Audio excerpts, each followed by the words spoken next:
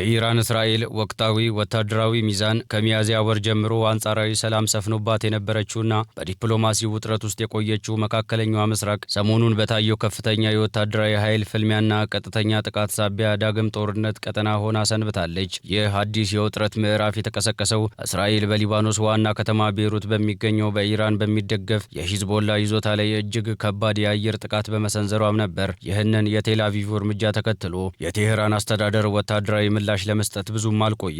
ኢራን በሰሜን እስራኤል በሚገኙ ስትራቴጂካዊ ጠቀሜታ ባለው የራማት ዳዊት የአየር ኃይል እዝ ላይ ወደ 10 የሚጠጉ የባሊስቲክ ሚሳኤሎችን በመተኮስ የራሷን ወታደራዊ ክንድና ተደራሽነት በተግባር አሳይታለች። የሚሳኤል ናዳው የደረሰባት እስራኤልን በበኩሏ ለአፍታም ቢሆን ሳታመነታ ወዲያውኑ ምላሽ የሰጠች ሲሆን በቴህራን፣ ታብሪዝ፣ ኢስፋሃንና ባንዳር ኢማሃሻር በሚገኝ የኢራን ዋና ዋና ወታደራዊ ይዞታዎችና የፔትሮኬሚካል ተቋማት ላይ ከባድ የአየር ጥቃት በማድረስ የበቀል እርምጃዋን ወስዳለች። ይህ አይን ያወጣና እጅግ አደገኛ የሆነ የፊት ለፊት ፍጥጫ ቀጠናውን ወደማይመለስ መላው ዓለምን ወደሚያናጋ ሙሉ የጋራ እልቂት ይወስዳል ተብሎ ከፍተኛ ስጋት ፈጥሮም ነበር።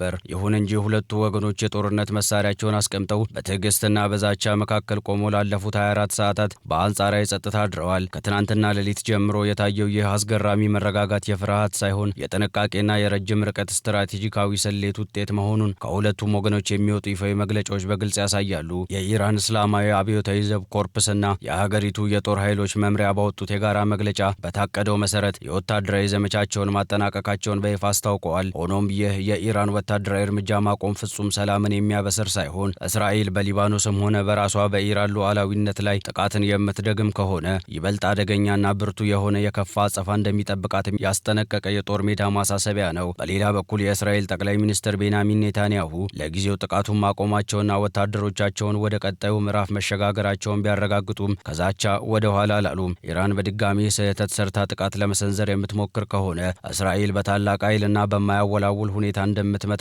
በማሳሰብ ተመሳሳይ የቃላት ጦርነት ውስጥ መግባታቸውን አሳይተዋል። ይህ ሁኔታ ሁለቱ ሀገራት መሳሪያዎቻቸውን ደግነው ነገር ግን ቃታውን ለመሳብ ጊዜ እየገዙ መሆናቸውን ያሳያል። ተንታኞች እንደሚሉት ከዚህ የጦርነት አውድማ ጀርባ የዓለም አቀፍ ዲፕሎማሲያዊ እጅግና የሀያላን ሀገራት ድብቅ ጫና ከፍተኛ ሚና እየተጫወተም ይገኛል።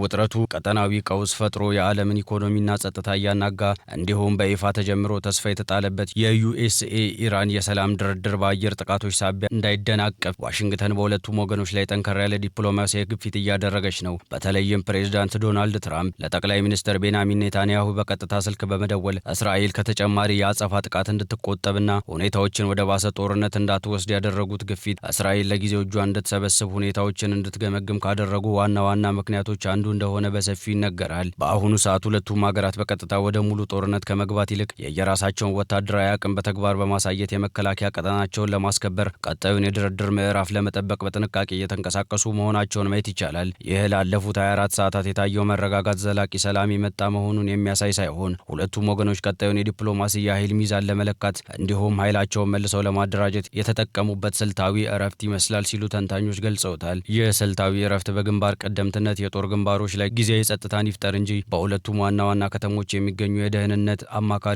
የወታደራዊ መኳንንት አዳዲስ ስልቶችን፣ የወደፊት ስሌቶችን ከመስራት አላገዳቸውም። ቴህራን ባደረሰችው የሚሳኤል ጥቃት የእስራኤል እጅግ ዘመናዊ የተባለው የአየር መከላከያ ስርዓትን ሰብራ መግባት እንደምትችል፣ የራማት ዳዊት የአየር ኃይል እዝ የመሰሉ ስትራቴጂካዊ ቦታዎችን ማግኘት እንደምትችል በተግባር ያሳየችም ሲሆን ይህ ደግሞ ወደፊት በሚኖሩ የድርድር ጠረጴዛ ላይ ያላትን የንግግር ተሰሚነትና የበላይነት ከፍ ያደርገዋል ተብሎ በሰፊው ይገመታል። በሌላ በኩል እስራኤል የኢራንን ወታደራዊ ማዕከላት ብቻ ሳይሆን የሀገሪቱ የጀርባ አጥንት የሆነውን የፔትሮኬሚካል ተቋም ጭምር ኢላማ ማድረጓ ለቴህራን አስተዳደር ቀላል የማይባል የደህንነትና የኢኮኖሚ የቤት ስራን ጥሎ አልፏል። ይህ አይነቱ ፍጥጫ ሁለቱም ወገኖች የጋራ ጥፋት የሚያስከትልና ማብቂያ የሌለው ሙሉ ጦርነት ውስጥ ከመግባት ይልቅ አንዱ ሌላውን በማስፈራራትና የተመጣጠነ ምላሽ በመስጠት የኃይል ሚዛኑን ለመጠበቅ የሚሄዱበት ረጅም የስትራቴጂካዊ ርቀት በግልጽ ያሳያል። ይህ በእንዲህ እንዳለ የቀጠናው ታናናሽ ታላላቅ ሀገራትም የዚህን ታሪካዊ ፍጥጫ ሂደት ሊያስከትል የሚችለውን መዘዝ በትኩረትና በታላቅ ስጋት እየተከታተሉ ይገኛሉ። እንደ ሳዑዲ አረቢያና የተባበሩት አረብ ኤሚሬቶች ያሉ የባህረ ሰላጤው ሀገራት የኢራንና እስራኤል ቀጥታ ግጭት የዓለም አቀፍ የነዳጅን መስመር፣ የሆርሙዝን ወሽመጥና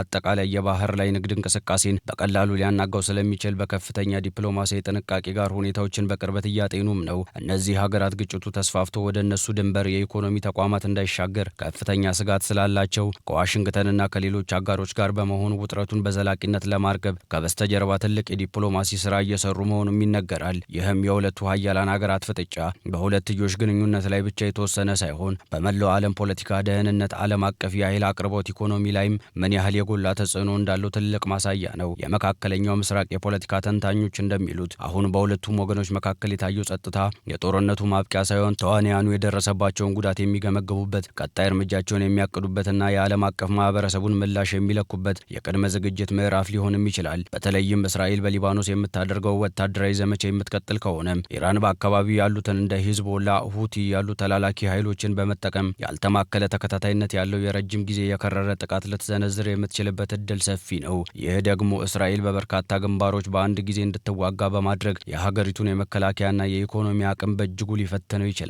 ወደፊት ለሚኖሩት ቀናትና ሳምንታት ትልቁና አንገብጋቢ ጥያቄ ይህ በትዕግስትና በዛቻ የታጀበው ጊዜያዊ ሰላም እስከ መቼ ሊቀጥል ይችላል የሚለው ነው። በአሁኑ ወቅት በይፋ ተጀምሯል የተባለው የዩኤስኤ ኢራን የሰላም ድርድር ፍሬ አፍርቶ ይፋዊና አስተማማኝ ስምምነት ላይ እስካልተደረሰ ድረስ በማንኛውም ሰዓት በግንባር ላይ የሚፈጠር ትንሽ ስህተት፣ የተሳሳተ መረጃ ወይም ያልታሰበ የሚሳኤል ጥቃት ቀጠናውን በድጋሚ ወደማይበርደውና ወደ ከፋ የጦርነት እሳት ሊመልሰው ይችላል። ምንም እንኳን የሁለቱ ሀገራት መሪዎች የውስጥ የፖለቲካ ፍላጎትና የህዝብ ግፊቶችን ለማስተናገድ ሲሉ የዛቻና የቁጣ ቃላቶችን በየመገናኛ ብዙሃን በስፋት ቢጠቀሙም በተግባር ግን የዲፕሎማሲውን በር ሙሉ በሙሉ እንዳልዘጉትና የጀርባ መስመር ግንኙነታቸውን እንዳላቋረጡ ይስተዋላል። በመሆኑም መካከለኛዋ ምስራቅ በአሁኑ ሰዓት ያለችው በጥንቃቄ በተሰራ እጅግ ስስ በሆነና በማንኛውም ጊዜ በቀላሉ ሊፈርስ የሚችል የጦርነትና የሰላም ስስ መስመር ላይ መሆኑ አያጠራጥርም።